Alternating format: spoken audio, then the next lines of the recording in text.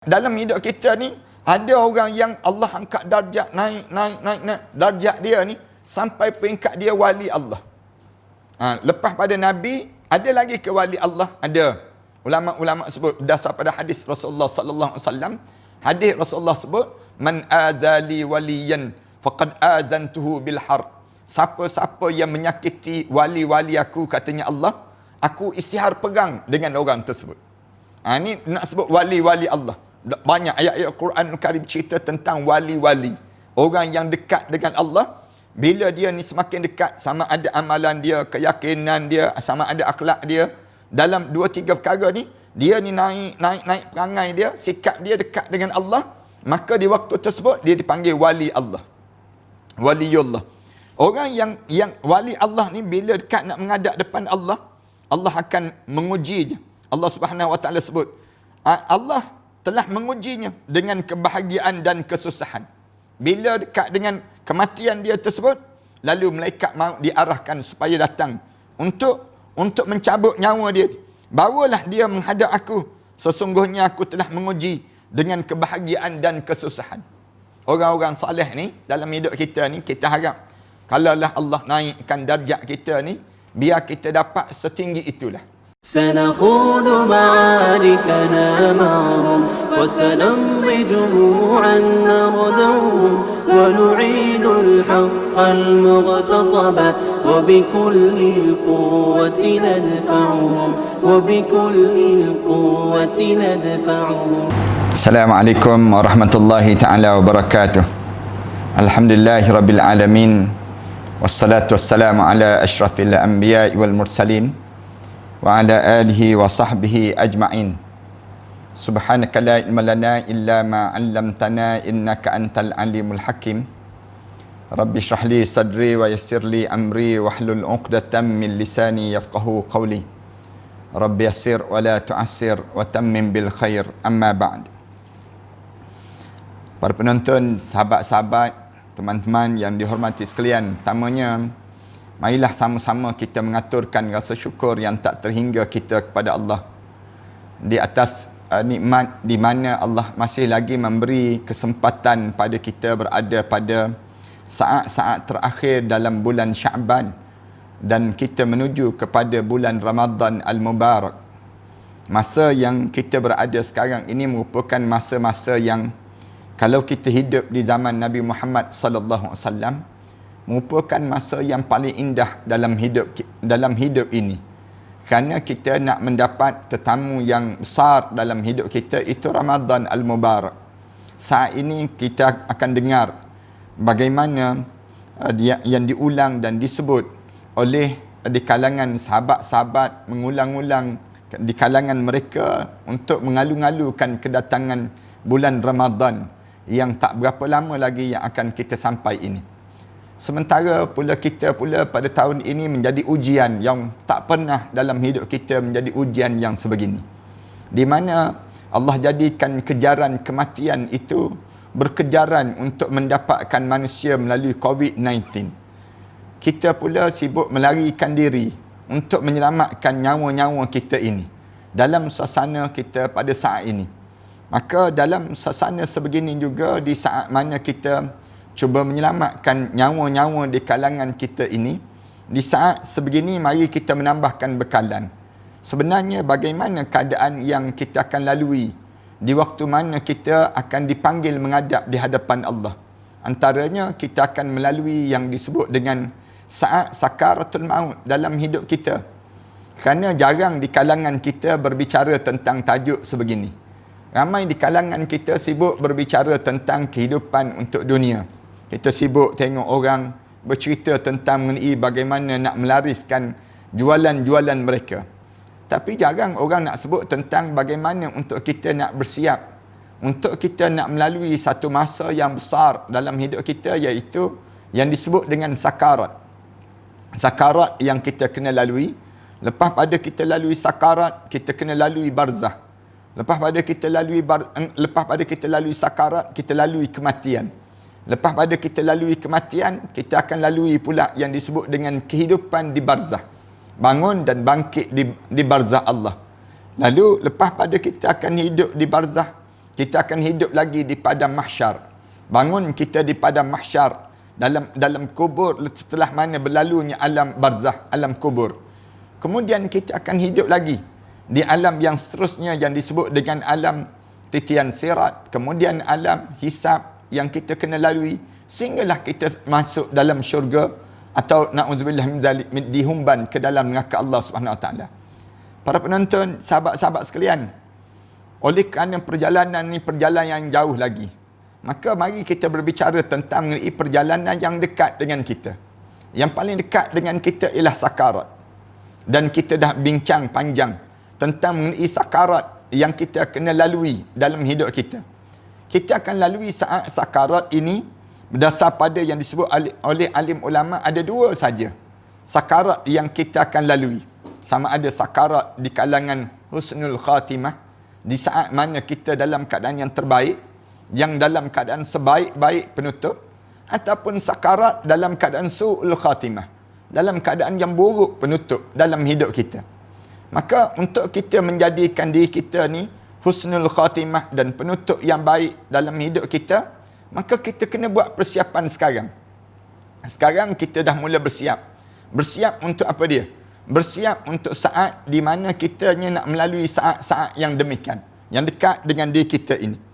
Lalu malam ini saya nak sebut pada para hadirin sekalian terhadap beberapa hadis Rasulullah sallallahu alaihi wasallam yang cerita tentang mengenai sama ada kita mengalir indah keluar daripada jasad kita, sakarat kita tersebut, ataupun direntak tarik untuk dikeluarkan roh daripada jasad ini sendiri. Dalam badan kita ni, kita kena akui kita ada roh sekarang.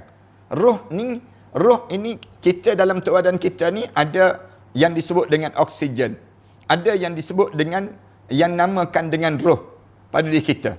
Kadang-kadang pada diri kita roh kita keluar tapi oksigen ni masih lagi hidup. Tetapi ada di saat mana Allah tarik roh kita dengan oksigen kita pun ditarik sama. Maka berlakulah kematian dalam hidup seseorang. Para penonton dan sahabat-sahabat sekalian, di waktu mana kita sampai saat dipanggil, ditarik, sampailah di halkum.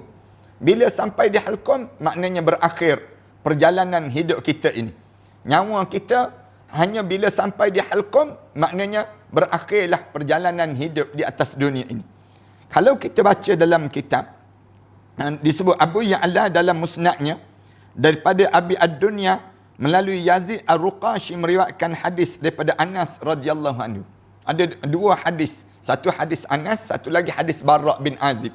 Saya nak sebut tentang hadis Anas yang terlebih dahulu, bahawa Tamim Ad-Dari mendengar Nabi SAW bersabda, Allah Ta'ala berkata pada malaikat maut, bila sampai ajal pada seorang, Allah akan bagi tahu pada malaikat maut, pergilah kepada wali aku dan bawalah dia menghadap aku. Pertama sekali, di antara perkara yang akan berlaku, Allah akan arahkan kepada malaikat maut, kamu pergi jumpa dengan wali aku. Wali aku ni maksudnya orang yang aku paling sayangi. Kita ni ada potensi tak jadi wali Allah. Ya, ada potensi di kalangan kita, tapi kita tak boleh mengaku. Jangan pula ada di kalangan kita ni disebut, saya ni dah wali dah, pakai serban besar, pakai jubah besar, kemudian melerek pula wali. Bukan wali lagi tu. Kalau yang mengaku, dia bukannya wali. Kalau dia sebut dia wali, sebenarnya bukan dia wali. Dia wa'la baru dipanggil. Wa'la lain, wali lain. Dalam hidup kita ni. Waktu mana dalam hidup kita ni, ada orang yang Allah angkat darjat, naik. Darjat dia ni, sampai peringkat dia wali Allah. Lepas pada Nabi, ada lagi ke wali Allah? Ada. Ulama-ulama sebut, berdasar pada hadis Rasulullah sallallahu alaihi wasallam, hadis Rasulullah sebut, man adzali waliyan faqad adzantuhu bil harb. Siapa-siapa yang menyakiti wali-wali aku, katanya Allah, aku isytihar perang dengan orang tersebut. Ini nak sebut wali-wali Allah. Banyak ayat-ayat Quran Karim cerita tentang wali-wali. Orang yang dekat dengan Allah, bila dia ni semakin dekat, sama ada amalan dia, keyakinan dia, sama ada akhlak dia, dalam 2-3 perkara ni, dia ni naik perangai dia, sikap dia dekat dengan Allah, maka di waktu tersebut dia dipanggil wali Allah. Waliullah. Orang yang wali Allah ni bila dekat nak menghadap depan Allah, Allah akan menguji dia. Allah Subhanahu Wa Taala sebut, Allah telah mengujinya dengan kebahagiaan dan kesusahan. Bila dekat dengan kematian dia tersebut, lalu malaikat maut diarahkan supaya datang untuk mencabut nyawa dia. Bawalah dia menghadap aku. Sesungguhnya aku telah menguji dengan kebahagiaan dan kesusahan. Orang-orang soleh ni, dalam hidup kita ni, kita harap kalaulah Allah naikkan darjat kita ni, biar kita dapat setinggi itulah. Orang-orang Melayu kita ni, dia sibuk nak dapatkan title Datuk Seri, Datuk Tan Seri dan sebagainya. Tapi dia tak cuba berusaha untuk menjadikan dia ni sampai peringkat wali Allah. Jarang kita berjumpa dengan orang yang berusaha sedemikian. Orang kita dia nampak, dia dapat title tersendiri di sisi agung. Dia rasa bangga dah dia. Ini kan pula kita bayang Allah yang mengiktiraf kita ni, titlenya, kedudukan kita ni apa dia? Wali Allah. Manusia dia tak boleh mengaku diri dia wali. Tapi dia ada kaedah-kaedah dia lah untuk nak sampai pada peringkat wali Allah. Wali Allah ni di antara orang yang teruji dalam hidup dia. Dengan susah dan juga senang. Allah jadikan ujian pada diri dia. Sehingga aku mendapatkan seperti yang aku inginkan. Bila aku uji wali-wali aku ni, aku dapat lihat bagaimana yang sebenarnya, yang sepatutnya ada sebagai seorang wali Allah ini. Kemudian bawa dia untuk aku supaya aku melepaskan daripada kesusahan dan penderitaan dia sepanjang dia hidup di atas dunia dahulu. Allah Subhanahu Wa Taala sebut demikian. Sebut kepada malaikat maut, wahai malaikat maut, bawalah roh orang yang wali-wali aku ni. Sepanjang dia hidup, dia dalam keadaan yang dia diuji dengan ujian. Kalau tuan-tuan buat benda yang disuruh oleh Allah, kita buat benda yang diajar oleh Allah, kemudian kita diuji lagi dengan ujian-ujian dan sebagainya, kita tabah dengan ujian-ujian yang kita lalui ini, maka naik kedudukan kita di sisi Allah. Orang macam ni, bila dekat nak meninggal dunia, malaikat akan dihantar malaikat maut. Lalu malaikat maut akan sebut pada dia, Allah Subhanahu Wa Taala sebut, aku nak lepaskan segala kesusahan dan penderitaan dia sepanjang dia hidup di atas dunia. Saya sebut banyak kali kan pada tuan-tuan, bila kita hidup atas dunia ni, kita hidup dalam keadaan yang tak semudah yang kita fikir pada diri kita. Dalam kita mentaati perintah Allah, cacian, makian, celaan, segala benda dalam hidup kita ni akan teruji. Kadang-kadang dalam hidup kita kan, kita tak sangka dalam hidup kita diuji sebegini rupa dalam hidup. Tapi Allah ni, kalau dia sayang pada hamba dia, dia akan uji. Dia akan uji kita. Kadang-kadang kita diuji dengan ujian anak-anak. Tak sangka kita diuji dengan ujian sebegini. Kadang-kadang kita diuji dengan ujian pasangan. Tak sangka dalam hidup kita diuji dengan ujian pasangan. Kadang-kadang kita diuji dengan jiran tetangga. Kadang-kadang kita tak sangka kita diuji dengan ujian sebegini dalam hidup kita. Walaupun kita tak sangka, ketabahan kita ni mesti kuat. Kita yakin, ya Allah, aku harap supaya dalam hidup aku, ya Allah, janganlah tergoyang walaupun sikit pun aku dengan kamu, ya Allah. Ini hidup kita sebagai seorang mukmin. Bila begitu sampai satu kemuncak, Allah kata, aku nak tarik nyawa dia untuk dia dihilang penat dia.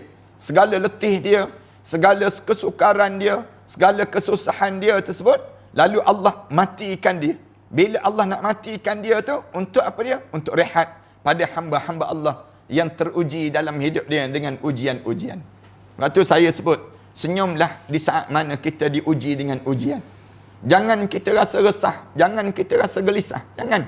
Bahkan kita kena rasa syukur tanda Allah sedang menyayangi kita. Allah nak dengar daripada mulut kita ni suara-suara yang memanggil nama Allah. Memanggil penuh kesyahduan. Kadang-kadang kita panggil, ya Allah, ya Allah, kita panggil nama Allah. Ya Allah, kita sebut nama Allah tu, mengalir air mata kita. Di saat mana kita diuji dengan ujian yang sebegini dalam kehidupan kita. Lalu Allah kata, aku nak lepaskan segala kesusahan dia dan penderitaan dia sepanjang dia hidup di atas dunia. Tuan-tuan tanyalah orang-orang yang saleh. Tuan-tuan tengok kehidupan orang saleh. Kehidupan dia bagaimana? Beratnya dia menanggung bebanan dalam hidup dia. Bebanan yang ditanggung ni, orang Melayu kita sebut, berat mata memandang, berat lagi bahu memikul. Orang saleh ni begitu dalam hidup dia. Dia bukan hanya pikul diri dia. Dia bukan hanya pikul tentang isteri dan anak-anak dia. Dia pikul masyarakat. Dalam hidup dia ni, Dia pikul dalam hidup dia, diri dia dipikul, kemudian isteri dia dan anak-anak dia dipikul, kemudian dipikul masyarakat. Bebanan masalah masyarakat itu terbeban dalam hidup wali-wali Allah. Bila dia pikul hubungan dia dengan yang disebut dengan masyarakat ini, jadi beban dalam hidup dia. Tak mudah dalam hidup. Kenapa yang dia perlu buat kuliah? Misal contoh, kalau kita tanya, untuk apa ustaz-ustaz buat kuliah? Kerana dia memikul tanggungjawab. Kita kata, untuk apalah ustaz-ustaz ni beria sangat. Nak bagi tahu yang tu, nak bagi tahu yang ni, buat sekolah agama, kemudian bangunkan masyarakat. Untuk apa? Untuk dia nak selamat di akhirat nanti. Itu kehidupan orang-orang soleh. Orang soleh ni, dia kena ada dalam hidup dia kekuatan. Macam mana untuk dia nak bawa masyarakat dia ke dalam syurga Allah Subhanahu Wa Taala. Lalu dia berbuat bagaimana? Dia menjadi satu penderitaan dan bebanan dalam hidup dia. Lalu Allah Subhanahu Wa Taala sebut, saat itu aku nak lepaskan penderitaan dia dengan kematian. Malaikat maut kemudian pergi menuju orang tersebut.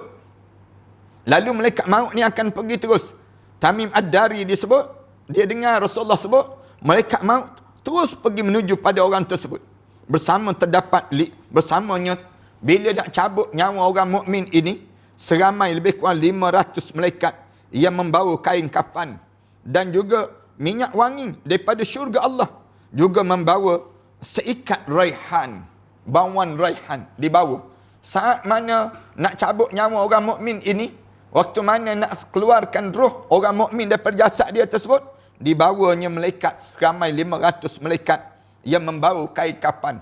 Kemudian bau minyak wangi daripada syurga Allah, juga membawa seikat raihan, bauan daripada seikat raihan. Kalau kita tengok pokok raihan yang bau wangi tersebut, yang di bahagian atasnya terdapat 20 warna, dan setiap warna mempunyai aroma selain aroma asli raihan itu sendiri.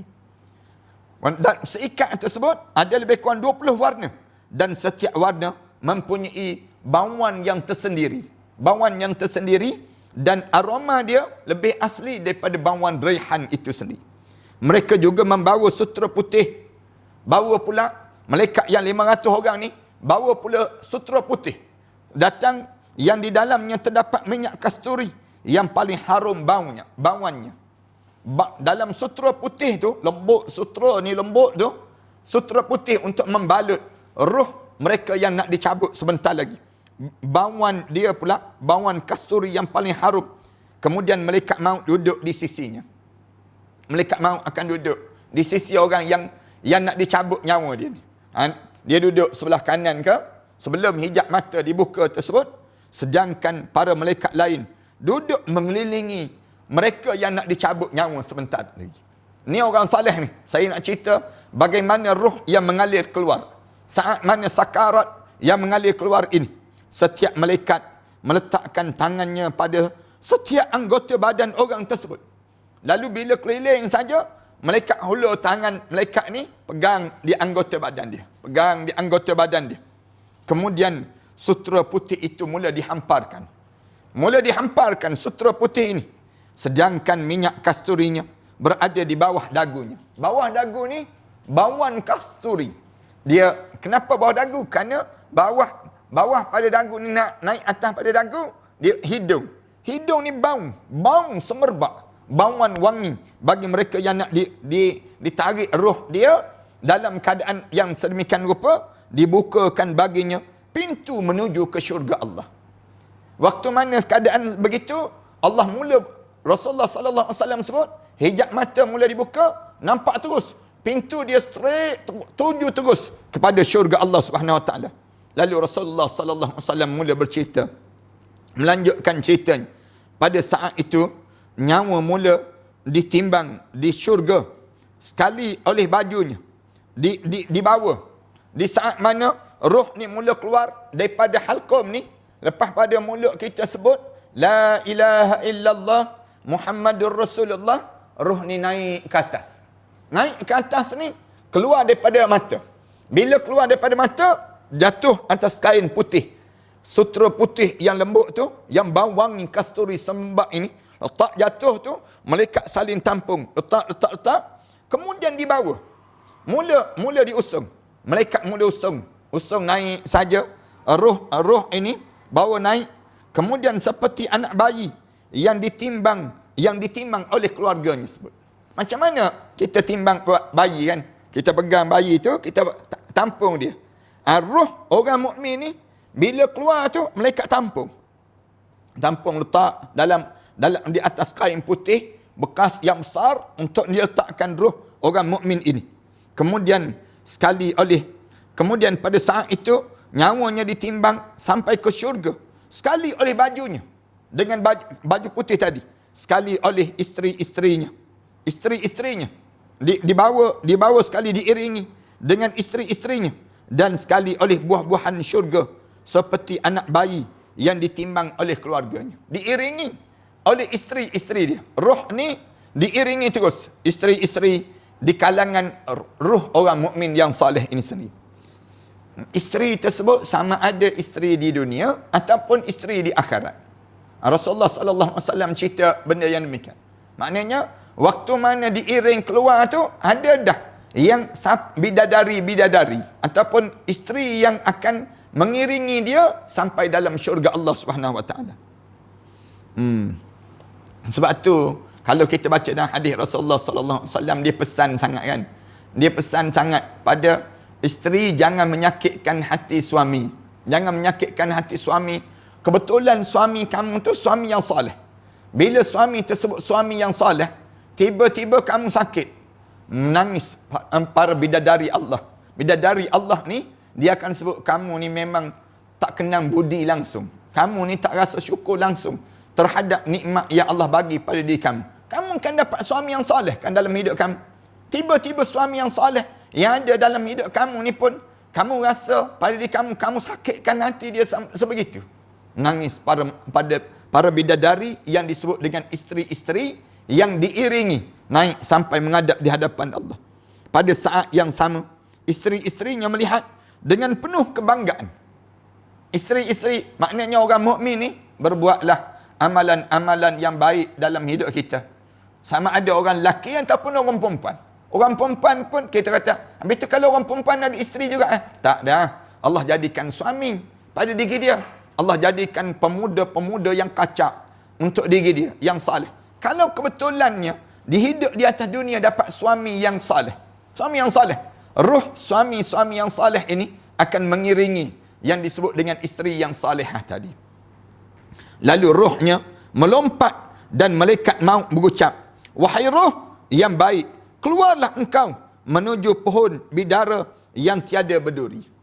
Bila sampai saat yang sebegitu, lalu kedengaran malaikat maut mula sebut, wahai roh, sila keluar daripada jasad ini, menuju ke pohon bidara yang tiada berduri, menuju pohon pisang yang bersusun-susun buahnya, naungan yang terbentang luas, dan air yang tercurah-curah, air yang indah yang sedang mengalir itu. Ni dipanggil, wahai roh, sila keluar daripada jasad ini sendiri. Malaikat maut lebih lemah lembut daripada kelembutan seorang ibu kepada anaknya. Saat itu Rasulullah sallallahu alaihi wasallam sebut, lembutnya malaikat maut ini pada ruh orang mukmin ni jauh lebih lembut daripada ibu terhadap bayi. Ibu terhadap bayi ni macam mana? Waktu mana seorang ibu diangkat anak dia kan, bayi tu lembut je diangkat tu, ni ibu ni diangkat perlahan-lahan, dia tak nak nanti tersalah bahu, nanti tersalah leher dan sebagainya pada anak ni. Dia pegang tu lemah lembut. Demikian juga ruh orang mukmin, bila keluar daripada jasad ini dalam keadaan yang lemah lembut, dikeluarkan itu lebih lemah lembut daripada seorang ibu terhadap bayinya, pada anaknya. Kerana dia mengetahui bahawa roh itu sangat mencintai dan memuliakan Tuhannya sepanjang hidup di atas dunia. Allahu Akbar. Orang-orang yang macam mana ni kita sebut, yang selembut itu? Orang yang baca Quran mengalir mata dia. Orang yang berselawat pada Rasulullah, rasa bagaikan Rasulullah ni dekat dengan diri dia. Orang yang macam mana yang dapat nikmat sebegini? Kita akan tanya, orang yang macam mana dapat nikmat sebegini, Ustaz?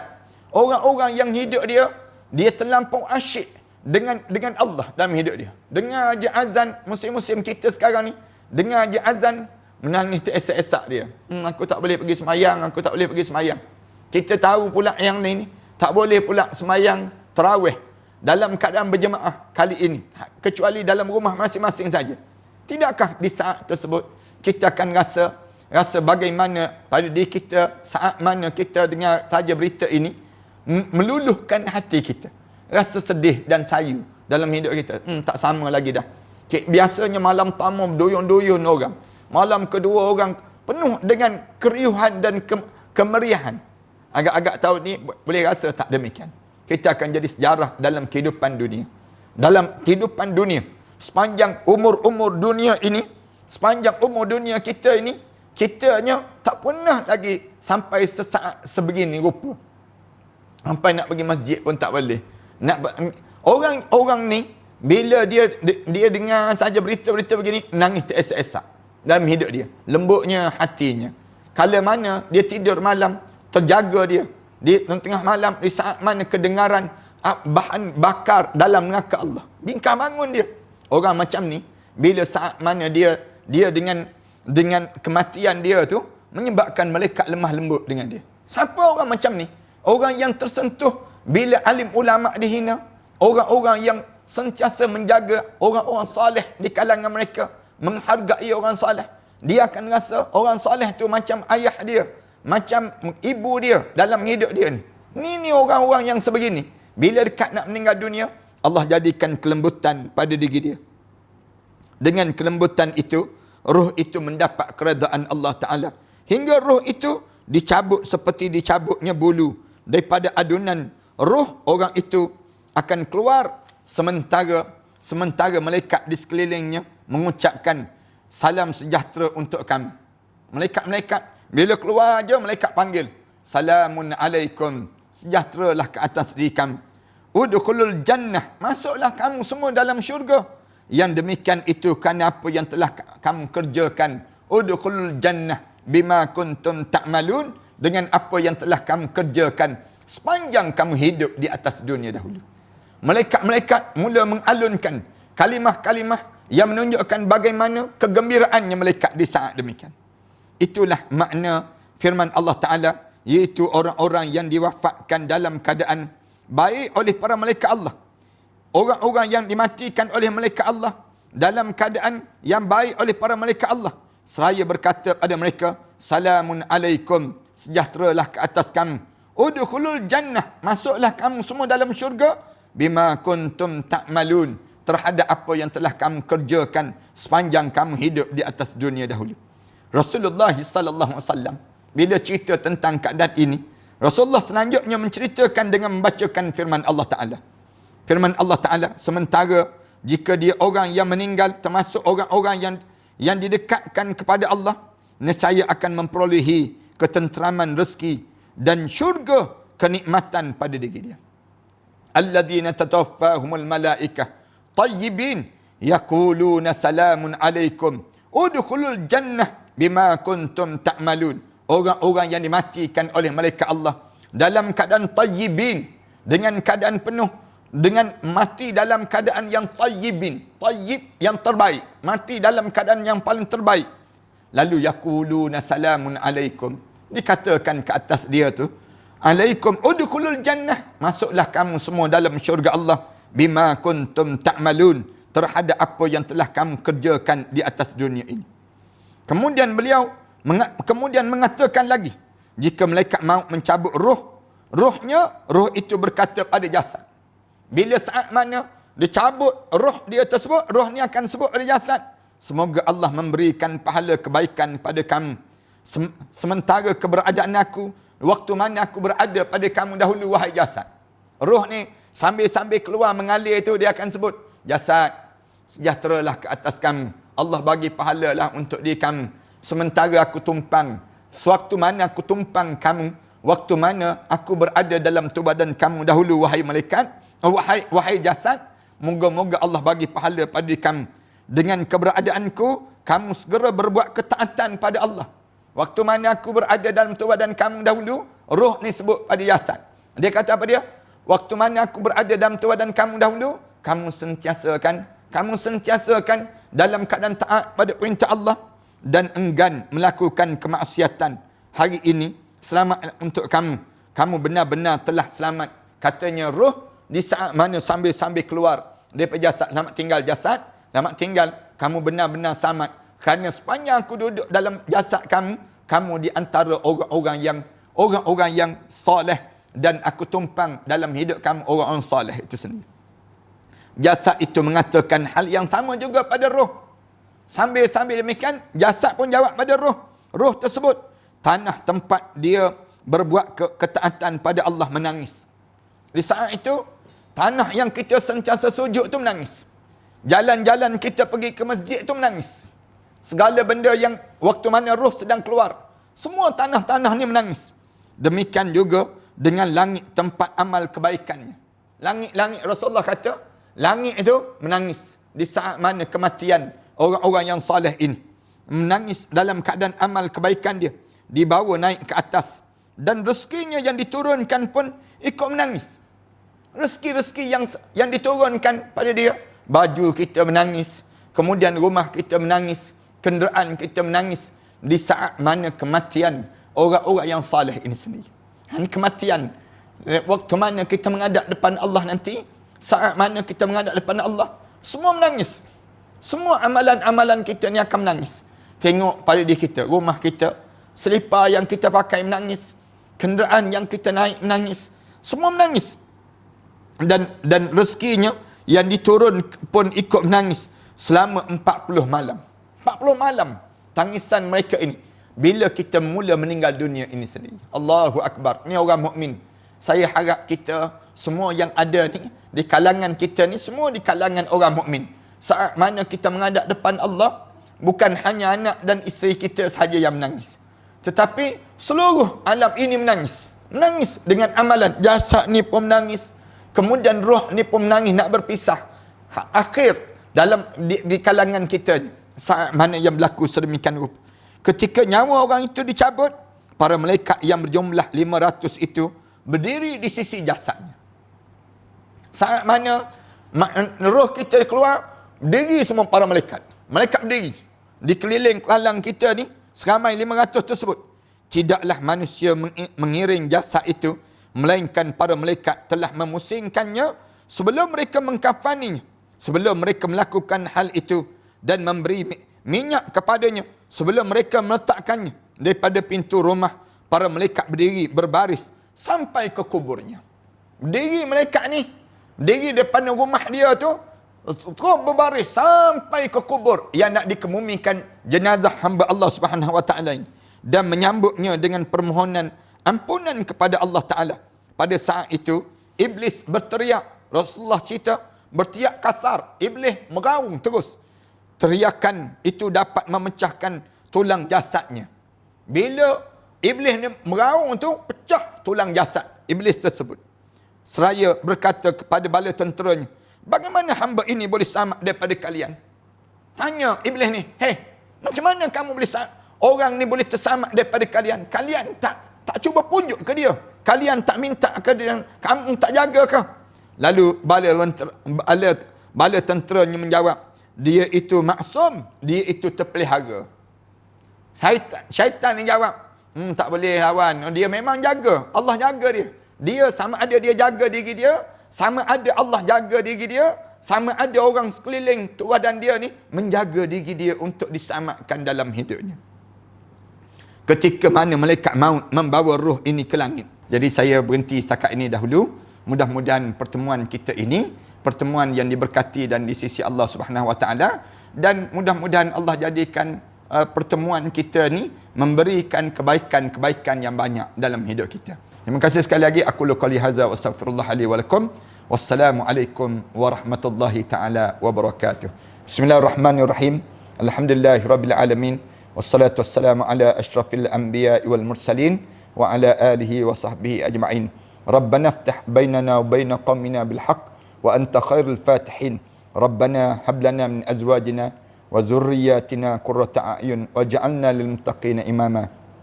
Allahumma barik lana bi syahri Rajab wa barik lana bi syahri Sya'ban wa ballighna bi syahri Ramadan.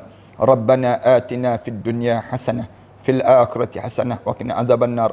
Walhamdulillahi rabbil alamin. Alhamdulillah setakat ini kita telah melaksanakan untuk cakna asnaf, insya-Allah. di mana kita telah gerakkan kit dapur, kita telah gerakkan kit kebersihan, dan juga kita gerakkan yang ketiga, kit yang disebut dengan kit penjagaan bayi. Penjagaan bayi insya-Allah.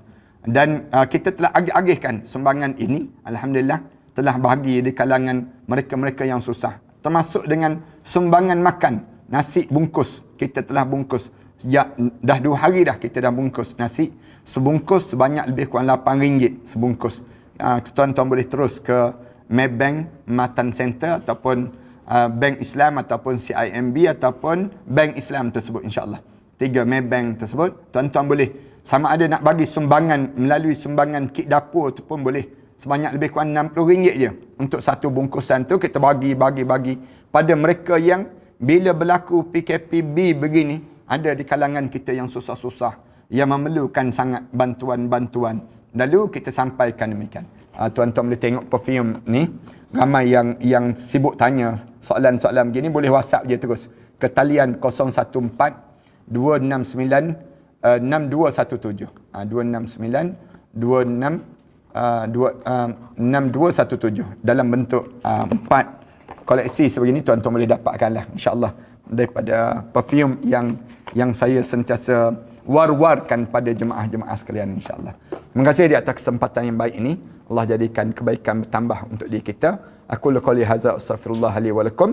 Wassalamualaikum warahmatullahi taala وبركاته. معاركنا معهم وسنمضي جموعا نردعهم ونعيد الحق المغتصب وبكل القوة ندفعهم وبكل القوة ندفعهم بسلاح الحق البتار سنحرر أرض الأحرار ونعيد الطهر إلى القدس من بعد الذل وذا العار من بعد الذل وذا العار سنخوض معاركنا معهم وسنمضي جموعا نردعهم ونعيد الحق المغتصب وبكل القوة ندفعهم وبكل القوة ندفعهم وسنمضي ندك معاقلهم بدبيل دام يقلقهم وسنمحو العار بأيدينا وبكل القوة نردعهم وبكل القوة نردعهم سنخوض معاركنا معهم وسنمضي جموعا نردعهم ونعيد الحق المغتصب وبكل القوة ندفعهم وبكل القوة ندفعهم لن نرضى بجزء محتل لن نترك شبرا للذل ستمور الأرض وتحرقهم في الأرض براكين تغلي في الأرض براكين تغلي سنخوض معاركنا معهم وسنمضي جموعا نرضعهم ونعيد الحق المغتصب وبكل القوة ندفعهم وبكل القوة ندفعهم سنخوض معاركنا معهم وسنمضي جموعا نردعهم ونعيد الحق المغتصب وبكل القوة ندفعهم وبكل القوة ندفعهم سنخوض معاركنا معهم وسنمضي جموعا نردعهم ونعيد الحق المغتصب وبكل القوة ندفعهم وبكل القوة ندفعهم محمد رسول الله عليه صلاة الله وآله والأحبة